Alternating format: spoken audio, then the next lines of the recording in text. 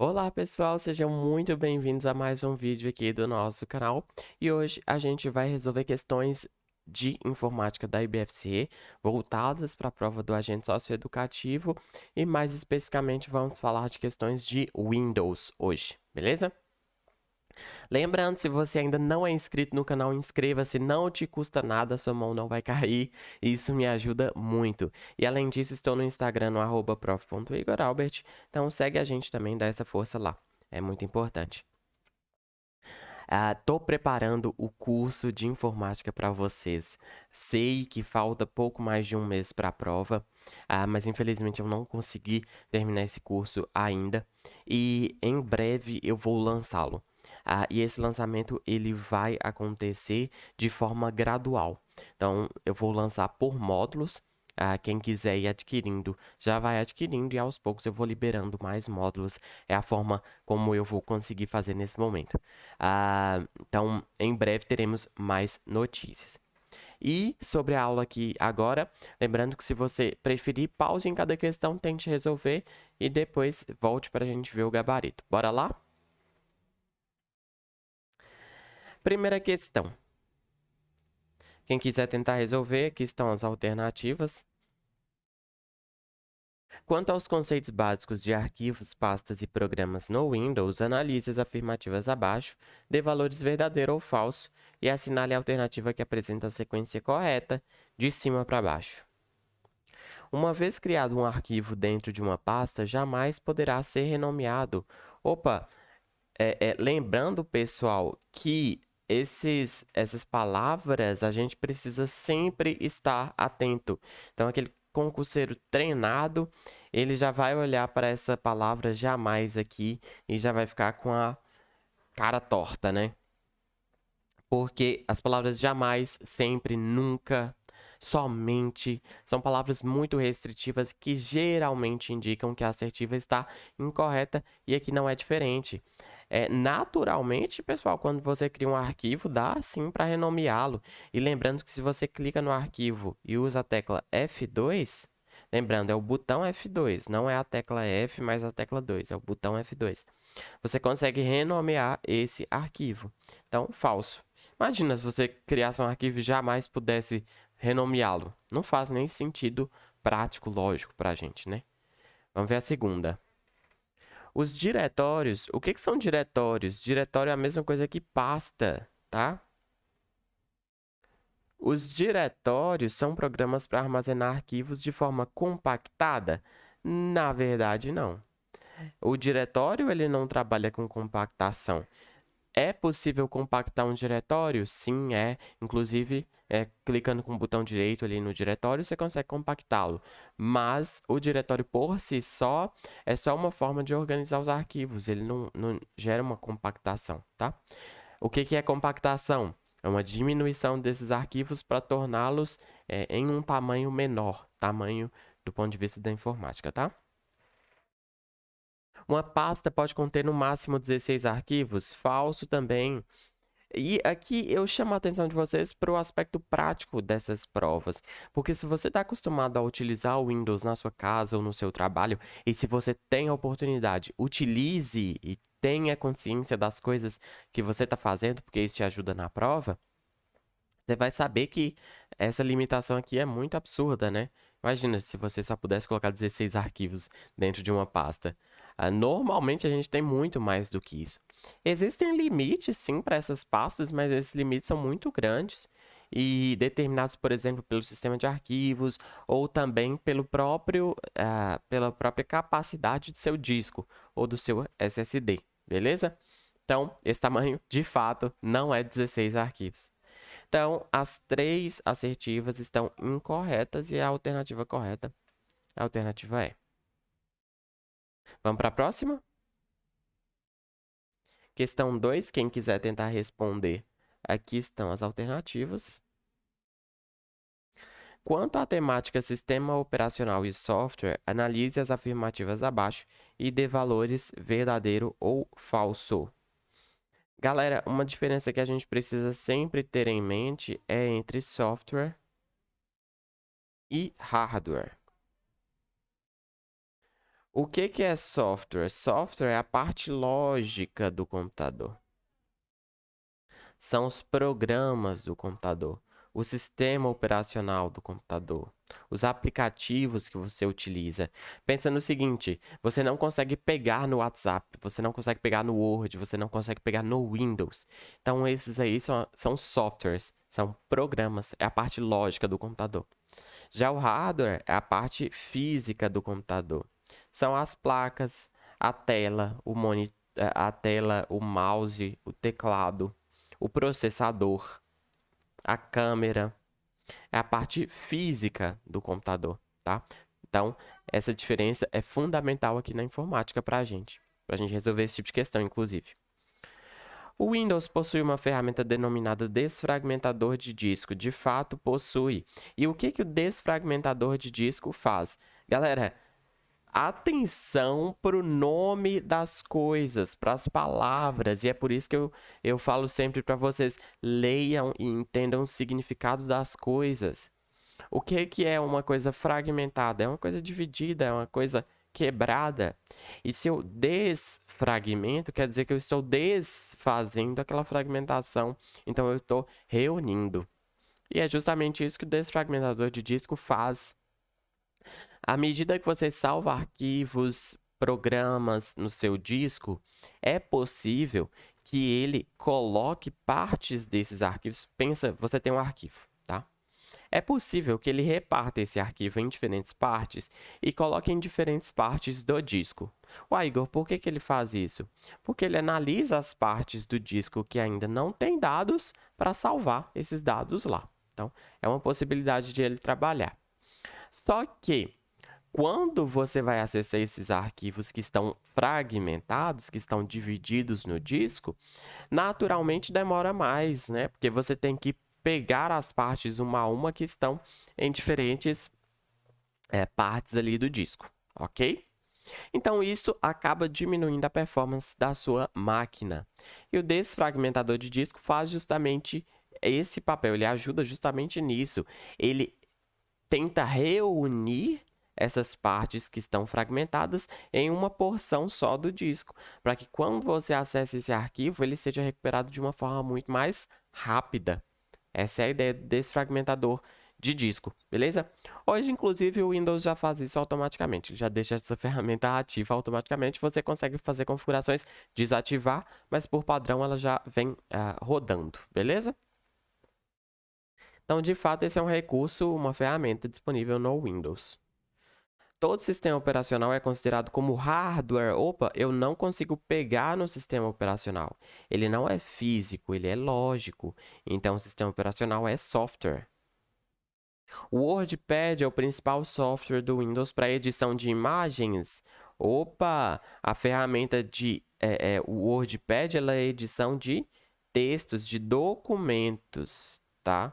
Não é uma ferramenta de edição de imagens.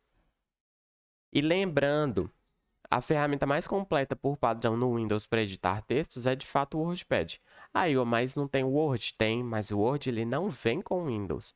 Pode até vir numa versão de teste, mas é uma ferramenta que você precisa comprar à parte ou assinar, né? Hoje você tem o Office 365 que você paga, por exemplo, anualmente. Então também é uma possibilidade. Mas o WordPad é uma ferramenta que já vem com o Windows e te permite edição de documentos. Ele parece muito com o Word, só que ele tem menos recursos. Mas ainda assim não deixa de ser uma ferramenta bem completinha, beleza? Então, aqui ficou verdadeiro, falso, falso. Verdadeiro, falso, falso. Alternativa A. E eu trouxe aqui para vocês um print do WordPad. Tá vendo? A cara deles parece muito com o Word. Mas veja, ele não tem tantas guias, ele não tem tantos recursos de edição. Mas ele também não deixa de ter alguns recursos de formatação, né? Negrito, itálico, sublinhado, a cor de texto, enfim. A gente tem outra ferramenta de edição de textos no Word, que é o Notepad, ou bloco de notas. Bloco de notas. Só que o bloco de notas é muito mais limitado. Você não consegue fazer nem... Você não consegue nem fazer, por exemplo, um texto em negrito, ou colocar partes do texto em fontes diferentes, em cores diferentes. Isso aí o Notepad, o bloco de notas, não te dá a possibilidade. O WordPad dá, beleza? Então, o WordPad é uma ferramenta bem mais completa do que o bloco de notas. E lembrando que o WordPad, ele salva por padrão no formato .rtf, na extensão RTF, que é Rich Text File, formato de texto rico, algo nesse sentido. E o bloco de notas, por padrão, ele vai salvar na extensão .txt. Então, lembre-se que essas são duas extensões possíveis de textos, tá? É importante saber. Vamos para a próxima? E você já curtiu esse vídeo? Já deixou um comentário? Já se inscreveu no canal? Espero que sim. Isso é muito, muito importante para eu continuar trazendo conteúdos para vocês, beleza? Vamos para a questão 3. Quem quiser tentar responder, aqui estão as alternativas. Quanto aos conceitos básicos sobre sistema operacional e software, analise as afirmativas abaixo e assinale a alternativa correta. A IBM não é considerada como sendo um sistema operacional. Opa, correto! Correto. A IBM, na verdade, galera, é uma empresa do ramo de tecnologia. Então, é uma empresa como a Microsoft, como a Google. É engraçado porque a IBM ela sempre teve um papel muito relevante na história da informática. Ela sempre trouxe contribuições importantes, avanços técnicos e tecnológicos importantes. Só que ela não conseguiu se manter muito como uma empresa muito consolidada, como é a Google, como é a Microsoft hoje, tá? Então, a IBM ela tem vários produtos voltados para vários mercados, como por exemplo o IBM Watson, que é uma plataforma de inteligência artificial. Engraçado que quando lançada ela era pioneira na área, mas aos poucos ela foi perdendo relevância e hoje ela quase não é tão falada aí no mercado, né? E a IBM tem também ferramentas de bancos de dados e tem também sistemas operacionais para propósitos mais específicos. Eu até trouxe um print para mostrar para vocês. Mas a IBM é uma empresa. A IBM não é um software, um sistema operacional, tá? Como também a Microsoft não é um sistema operacional. O Windows é um sistema operacional, beleza? Então, não é considerado como sendo sistema operacional, correto? Um bom exemplo de software seriam os aplicativos Word e Excel. Sim, são a parte lógica do computador, são programas, então são de fato softwares. O próprio sistema operacional é considerado um software? Sim, porque também é um programa, é parte lógica do computador. Eu não consigo pegar no Windows, não consigo pegar no Android, no Linux, né? Então, de fato. Então, as três estão corretas. A alternativa é a alternativa D de dado. Belezinha? Só para mostrar para vocês, aqui a IBM ela tem um sistema operacional, por exemplo, Z/OS. Um sistema operacional altamente seguro e escalável para a execução de aplicativos de missão crítica. Então, veja que é um propósito muito, muito específico, né? E aí, tem alguns dados sobre esse sistema operacional, mas repare que o nome do sistema operacional não é IBM. IBM é o nome da desenvolvedora, beleza? É uma empresa de tecnologia. Vamos para a questão de número 4. Atalhos de teclado são teclas ou combinações de teclas que fornecem uma maneira alternativa ao mouse. Identifique as respectivas teclas de atalho do Windows 10 para a seguinte sequência de ações. E aqui eu vou chamar a atenção de vocês para uma coisa que é recorrente na IBFC. Eles colocam alguns atalhos que não fazem o que eles dizem que fazem. A IBFC ela se embanana bastante, ela é meio zoada nesse aspecto aqui, que ela acaba trazendo alguns conceitos, alguns atalhos de forma muito confusa, inclusive incorreta em alguns momentos. Mas é aqui que eu chamo a atenção de vocês para uma coisa que eu sempre falo, que é acostume-se com a banca que vai organizar a sua prova. Porque mesmo isso aqui, mesmo estando ligeiramente incorreto algum conceito, ligeiramente incorreto alguma definição de atalho, eles não anulam as questões por conta disso. Então, cabe a você se acostumar ao modelo de questões daquela banca e resolver muita questão, aprender as manhas daquilo ali, beleza? A IBFC, ela é meio zoada nesse aspecto aqui mesmo. Vou explicar por quê. Vamos lá. Maximizar a janela. Suponhamos, esse atalho não é tão comum quanto esse aqui, ó, de alternar entre aplicativos abertos. Para alternar entre aplicativos abertos, eu uso o Alt Tab. Esse atalho aqui, galera, é extremamente comum em provas, então precisa conhecer, tá? O Alt Tab você consegue alternar entre os programas abertos, você mantém o Alt pressionado e vai apertando o Tab até chegar naquele programa que você quer abrir, e aí você solta os dois, ele abre aquele programa para você, traz para a janela, beleza?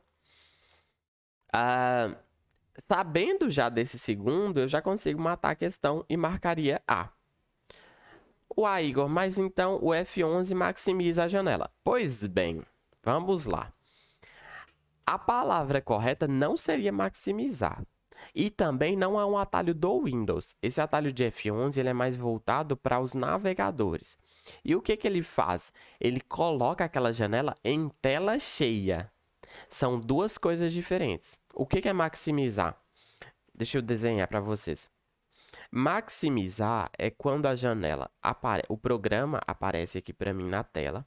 De fato, em geral, ele vai ficar no maior tamanho que aquele programa permite estar. Por isso que é máximo, maximizar. Só que, em geral, esse programa ele vai continuar com essa barra de título, vai continuar com esses botões aqui, minimizar, restaurar ou maximizar e fechar. Ele vai continuar dessa forma. O que é tela cheia? É quando você ocupa toda a tela do seu computador com aquele programa e você não vê nem a barra de títulos. Nem a barra de títulos. E aí, o F11 ele faz isso, ele coloca os navegadores em tela cheia. Não é um atalho que serve para qualquer programa. Não é um atalho que serve para qualquer programa, beleza? E não é um atalho também para maximizar ao pé da letra, tá? Então, aqui houve uma escorregada aí na definição desse atalho, porque não é isso que ele faz. Mas a banca, repare, a banca ela não anulou essa questão. Então, a gente precisa estar acostumado a esses deslizes aí da IBFC, que são comuns, já aviso de antemão, e que a gente precisa estar acostumado, beleza? Então, alternativa correta, alternativa A. Questão 5, a penúltima aqui de hoje. Conforme Veloso, a plataforma Microsoft Windows é um sistema operacional de rede que é considerado como sendo do tipo... Assinale a alternativa que preencha corretamente a lacuna. O Windows, ele é um sistema que a gente fala que ele é multiusuário e multitarefa. Por quê? Ele é multiusuário porque ele permite que vários usuários se conectem ao mesmo tempo a ele. Esse é um recurso que nós, usuários comuns, não utilizamos muito, mas o que acontece? Quando você disponibiliza uma máquina e essa máquina funciona em rede, e o Windows, de fato, ele consegue funcionar em rede também, ele permite, através de alguns protocolos, como o Telnet, o SSH, que outras pessoas se conectem remotamente a essa máquina usando um terminal virtual, usando comandos de texto. E por que ele é multiusuário? Porque ele permite que várias pessoas se comuniquem ao mesmo tempo com esse mesmo sistema operacional. Ou seja, várias pessoas podem usar esses protocolos para mandar comandos para o Windows, beleza? Então, por isso que ele é multiusuário. Ele permite que vários usuários usem o sistema ao mesmo tempo. E por que ele é multitarefa? Porque, diferente de outros sistemas operacionais com propósitos mais específicos, ele é multitarefa porque ele permite que vários programas, várias aplicações rodem ao mesmo tempo. Esse ao mesmo tempo é um pouco entre aspas, porque o processador, na verdade, ele vai alternando muito rapidamente entre os programas que estão abertos. Então, ele roda um pouquinho de cada programa. E nós, seres humanos, nem conseguimos ver essa troca entre os programas. Então, Ele é multitarefa porque ele consegue executar vários programas, várias aplicações ao mesmo tempo. Claro que hoje também tem processadores com multicores, né, com vários processadores dentro de um só, que conseguem também executar vários programas ao mesmo tempo. Mas o Windows ele consegue também gerenciar esse hardware, esse processador, para que ele execute esses vários programas ao mesmo tempo, beleza? É diferente de outros sistemas operacionais com propósitos muito específicos, que processam uma grande quantidade de dados, mas eles fazem uma coisa só por vez. Então você manda aquele comando e ele vai executar aquele comando, e depois que ele terminar, ele permite que você execute outro. Esse aí, em geral, é o sistema monotarefa. Beleza? Então, a alternativa correta é a alternativa C. E para finalizar, a questão de número 6. No ambiente do Windows, os arquivos não podem ser dados nomes com alguns caracteres especiais. Assinale das alternativas abaixo aquela que identifica corretamente um caractere especial permitido. E aqui, galera, a gente tem um macete que é o bonequinho. Esse bonequinho, ele mostra os caracteres que não podem ser utilizados em nomes de arquivos. Vamos lembrar desse bonequinho? Caso você não saiba, venha conhecer também. 2 pontos, aspas duplas, asterisco, a barra reta, o menor que, maior que, a barra e a barra invertida, e eu não sei se é menino ou menina. Então, esses são os 9 caracteres que não podem ser utilizados em nomes de arquivos, tá? São 9 ao total. Então, 2 pontos, aspas duplas, asterisco, menor que, maior que, barra vertical, as barras invertida e direta e a interrogação, beleza? No total, 3, 6, 9. 9 caracteres. Então, a questão pediu aquela que identifica corretamente o caractere permitido. O menor que não é, a barra não é, a interrogação não é, o cifrão é a alternativa correta. Alternativa C. Beleza? E aqui, esse bonequinho é muito importante de vocês memorizarem para resolver esse tipo de questão. Ele ajuda muito, beleza? Galera, finalizamos por aqui a aula de hoje. Eu espero que vocês tenham gostado. Inscreva-se no canal se você ainda não é inscrito. Deixa o like nesse vídeo, isso é muito importante para mim. Comenta aqui o que você achou dessa aula, se você gostou, se você não gostou. Deixe sugestões, dúvidas também, vai ser muito bom lê-los. Aguarde, porque em breve teremos novas notícias sobre o meu curso. E vamos que vamos. Muito obrigado pela atenção, muito obrigado por assistir essa aula e até uma próxima. Falou!